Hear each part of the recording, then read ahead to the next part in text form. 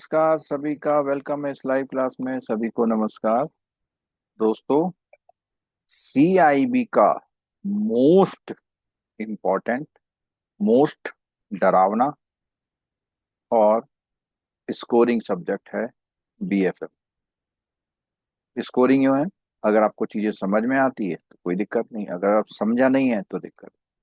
BFM का paper है और ये लगभग 18वां या 19वां साल चल रहा है मेरे को, जब से ये नया सिलेबस आया है।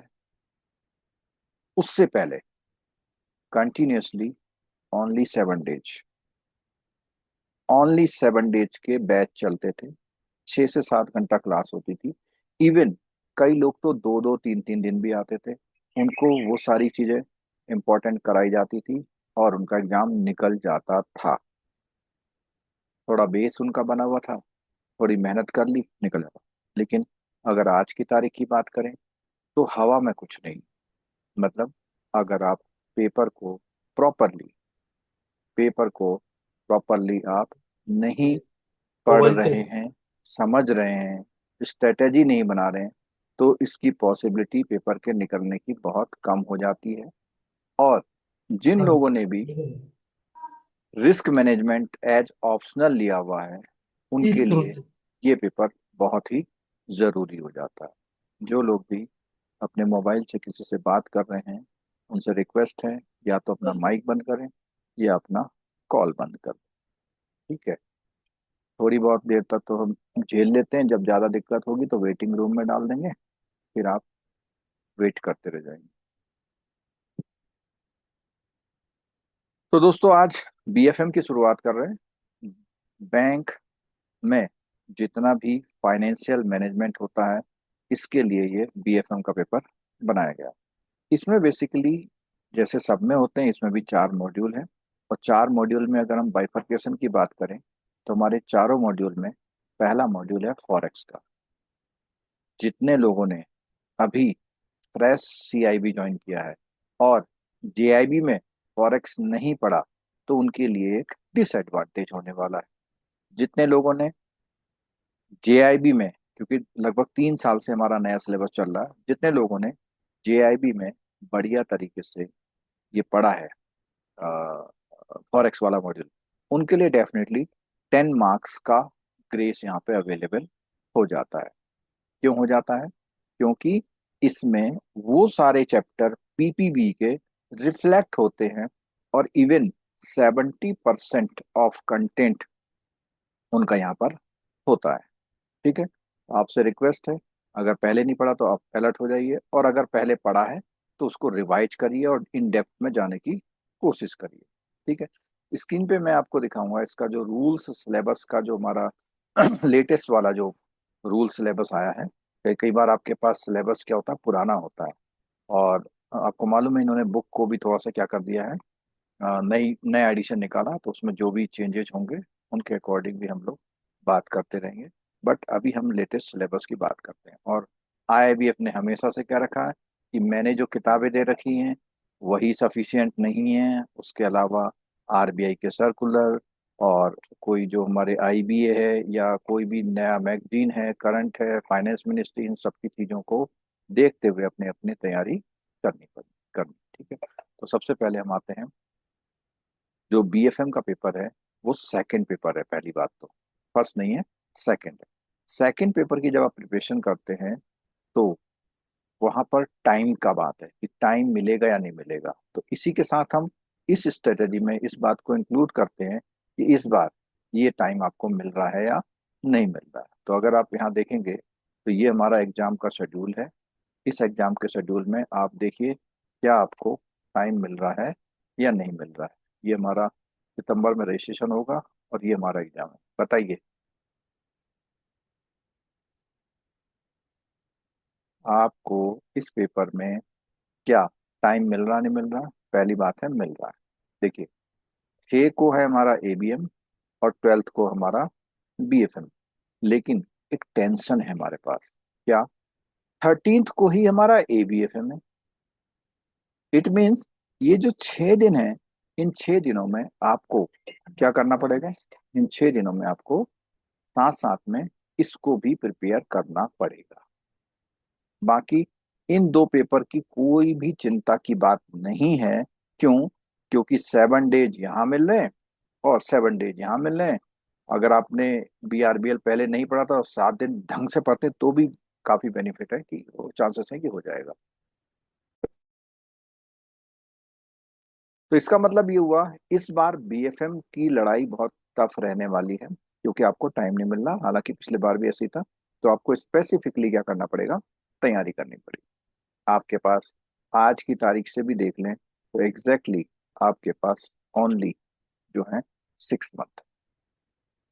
6 मंथ में आज की स्टार्टिंग से आप शुरू करेंगे। अब हम बात करते हैं कि BFM में है क्या। ऑनेस्टली स्पीकिंग सबको पता है BFM क्या है, बट एक एक मॉड्यूल और चैप्टर के नाम से शुरुआत करेंगे तो लॉन्ग रन में जाएंगे। पहला मॉड्यूल है फॉरेक्स मॉड्यूल, जिसको हम इंटरनेशनल बैंकिंग कहते हैं। इंटरनेशनल बैंकिंग, अब इंटरनेशनल बैंकिंग में exchange rate and forex business, यानी ये वाला चैप्टर जो है ये न्यूमेरिकल सॉर्ट ऑफ है, और कई बार 5 मार्क्स आपको ये अकेला चैप्टर देके जाता है। सेकंड, प्योरली रेप्लिकेट है ये चैप्टर JIB से। क्या है? Liberalise remittance scheme. इसमें केस स्टडी आती है, 1 से लेके 3 मार्क्स आपको ये दे जाता है।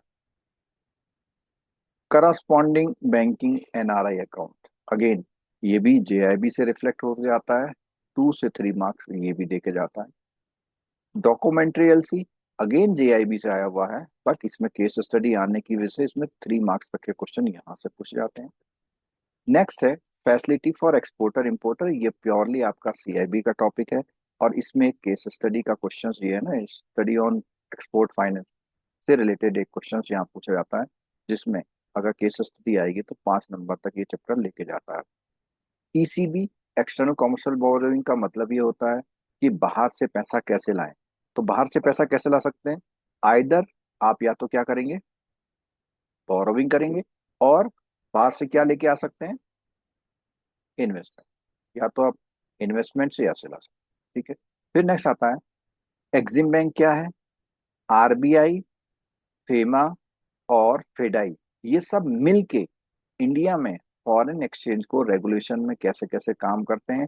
ये वाला फेमा और RBI थोड़ा थोड़ा आपका, जब जैसे ही यहाँ पे एक्ट वर्ड आता है तो एक्ट वर्ड आते ही ये आपका BRBL में भी एक चैप्टर है फेमा का, एक्ट का, वहाँ रिजेंबल होता है।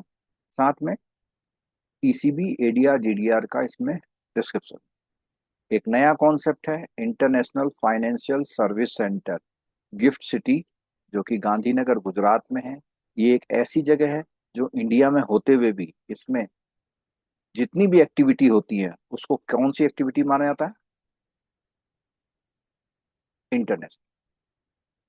अगर वहां पे आप कोई अकाउंट खोल के बैठे हैं तो ये माना जाएगा आपने विदेश में खोला है। अगर आप वहां से कोई पैसा बाहर भेज रहे हैं या हमारे इंडिया में भेज रहे हैं, मतलब इंडिया से इंडिया में भेज रहे हैं, तो ये माना जाएगा फॉरेन से आया है। अगर आप गिफ्ट सिटी में पैसा भेज रहे हैं, जो वहाँ की ब्रांचें हैं, वहां पे काम हो रहा, तो ये माना जाएगा फॉरेन में भेजा जा रहा। वहां का जो भी डिपॉजिट है ये माना जाएगा कि फॉरेन से आ रखा है। वहां पे जो बैंक खुलते हैं उनके लिए अलग रूल चलते हैं, यानी कि ये माना जाता है कि अब फॉरेन में बैंक खुल रहा है। ठीक है।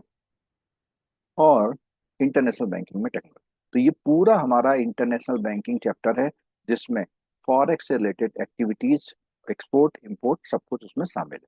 ठीक है। दूसरा मॉड्यूल आता है रिस्क मैनेजमेंट। आप यकीन मानना, ये इतना प्यारा कनेक्टिंग टॉपिक है। अगर आपने इसकी यूनिट नंबर 11 से लेके 17 तक की यूनिट करी तो आपको एक पूरा कॉम्प्रिहेंसिव एक्सपोजर मिलता है रिस्क मैनेजमेंट का।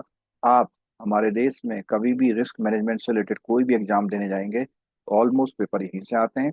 इसका डायरेक्ट बेनिफिट आपको मिलता है अगर आपने ऑप्शनल में क्या ले रखा है, रिस्क मैनेजमेंट लेवल। ठीक है। तो यहाँ पे क्योंकि ये ज्यादा चीजें, ये तो ये 2 चैप्टर अगर बेसिक छोड़ दे तो ये फिर पूरा जो रेगुलेशन की बात आती है, तो रेगुलेशन आते ही किसका नाम आता है? बेसेल का। और बेसेल को हम लोग BSBC बोलते हैं, BCBS बोलते हैं, banking BECIL committee on banking supervision. ठीक है। और इसमें जिस भी रिस्क का नाम दिया हुआ है उन रिस्कों को हम सेपरेट पढ़ते हैं। इस तरह से ये मॉड्यूल जो है हमारा पूरा यहाँ पे देखो, आपका मार्केट रिस्क हो गया, क्रेडिट रिस्क हो गया, ऑपरेशन रिस्क और integrated risk management. Integrated risk management का मतलब होता है जितने बचे खुचे रिस्क हैं। जैसे अगर हम बात करेंगे बचे खुचे रिस्क में, हमारा इंटरेस्ट रेट रिस्क है, ठीक है, और उसके अलावा हमारा लिक्विडिटी रिस्क है, वो सबको यहाँ कंसोलिडेट किया जाता है। ठीक है। और सेपरेटली यहाँ पर लिक्विडिटी रिस्क मैनेजमेंट का एक चैप्टर भी यहाँ पर दिया गया है। ठीक है। अब बात आती है मॉड्यूल सी की।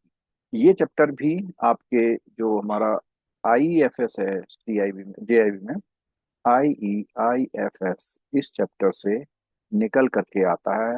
उसका जो डी मॉड्यूल है उसमें से काफी कुछ यहाँ दिया हुआ है। ठीक है, यानी मनी मार्केट से रिलेटेड चीज। और बाकी इस चीज को मनी मार्केट ना बोल के ट्रेजरी मैनेजमेंट बोला गया है। ट्रेजरी का मतलब पैसों का आना और जाना और मैनेजमेंट। ठीक है।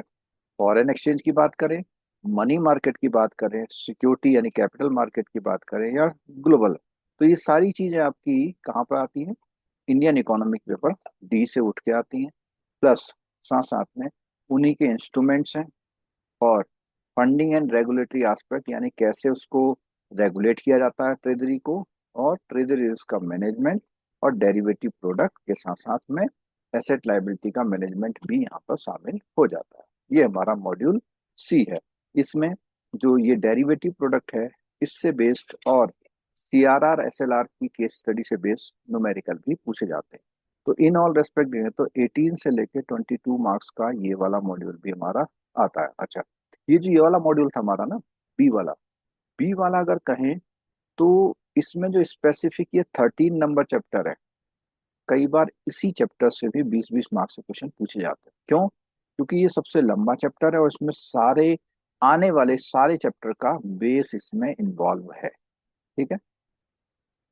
अब दोस्तों बात करते हैं मॉड्यूल डी। मॉड्यूल डी में क्या है? बैलेंस शीट का मैनेजमेंट पूरा समझाया गया है। और बैलेंस शीट की जैसी बात करेंगे तो हमारे बैंकों के बैलेंस शीट के एसेट लायबिलिटी के बारे में है। और बैलेंस शीट होगी तो कैपिटल एडिक्वेसी भी फॉलो करना पड़ेगा, और प्रोविजनिंग के नॉर्म्स भी फॉलो करने पड़ेंगे, लिक्विडिटी का मैनेजमेंट करना पड़ेगा, और स्पेसिफिकली बात करें तो इंटरेस्ट रिस्क मैनेजमेंट और RAROC की प्रॉफिट प्लानिंग करनी पड़ेगी। और ये लास्ट वाले दो चैप्टर कई बार 5 to 8 मार्क्स के क्वेश्चन देके गए हुए हैं। लास्ट वाले में भी जो हमारा भी एग्जाम हुआ था, तो लास्ट दिन जब मैंने इसको करवाया था, जो हमारी मॉडिफाइड ड्यूरेशन गैप वाला क्वेश्चन, सेम क्वेश्चन वहां रखा हुआ था 5 मार्क्स का। अगर किसी ने 20 मिनट कोई बात ध्यान से सुनी तो उसके इतने मार्क्स वहां पे होने के चांसेस वहां पर बन रहे थे। ठीक है। ये जितनी हम स्ट्रेटेजी बता रहे हैं, अगर आपको इसमें से इन बिटवीन, अभी तो हमारी बात जारी रहेगी, कोई भी क्वेश्चन पूछना है तो क्वेश्चन आप पूछिए।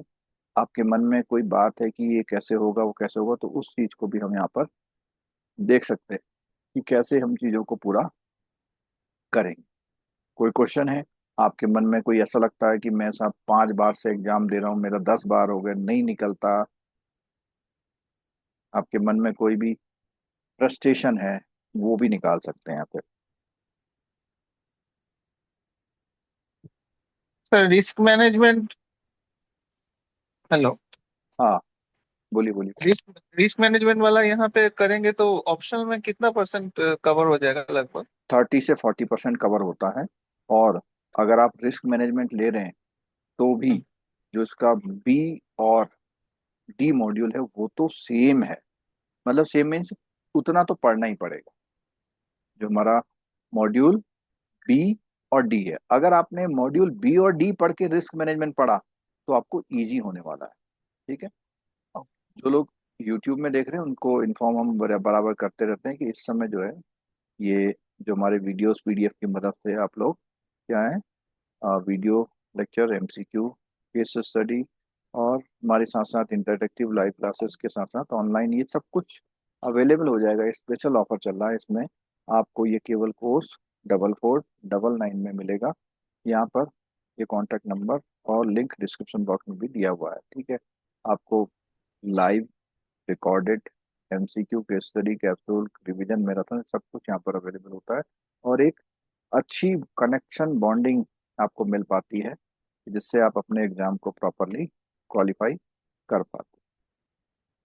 और कोई क्वेश्चन पूछिए, अपने मन में जो बातें हैं पूछिए, जिसको लगता है कि नहीं बस ठीक हो गया वो क्लास छोड़ दें।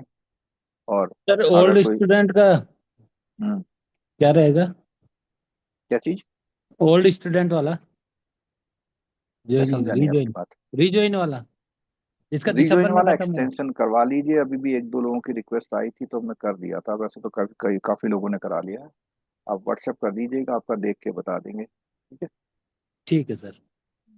और दूसरा यह है कि जितने भी लोग हैं अपने फोन का नाम ओप्पो, सैमसंग, आईफोन ना रख करके फोन का नाम अपना नाम जैसा रख लीजिए, जिससे हमें नाम लेने में आसानी होगी, ठीक है। ओके। कोई कुछ बोलना चाहता तो बोलिए कि कैसे करेंगे, क्या होगा आपके मन में। आपने पिछले बार तैयारी करी थी, कोई प्रॉब्लम आई, नहीं रिकवर हो पाए उससे और आपने। क्लासेस कंटिन्यू कब से रहेगा? क्लासेस तो हम्म। कंटिन्यू हो गई है। अच्छा शुरू हो गया। हाँ हाँ, बीएफएम का भी? बीएफएम का आज से शुरू है, जी। ठीक है। भाई ऐसा होता है ना कि आप लोग हैं डीजल के इंजन, आप हाँ। लोग धीरे धीरे धीरे लास्ट जब आएगा तब वो एक दिन में इतना पढ़ोगे जितना कोई नहीं पढ़ सकता, ठीक अरे है। वो संभव ही नहीं। हाँ, तो आपको बनना है पेट्रोल का इंजन, यानी पहले दिन से ही सुपर, यानी कोशिश करनी है पढ़ने की, समझने की। बुकों की धूल छांट लीजिए, बुक को साइड में रखिए, सिरहाने पे रखिए, जो बुक शुरू हो गई है उसके वहां पे फ्लैगिंग शुरू करिए। अरे एक पेज पलट लीजिए स्टार्टिंग में, क्लास सुनिए, एक पेज पलट लीजिए, क्लास सुनिए एक पेज, तो धीरे धीरे करके करिए। और इस बार हमने ये सीआईबी को लगभग एक महीने पहले शुरू कर दिया है।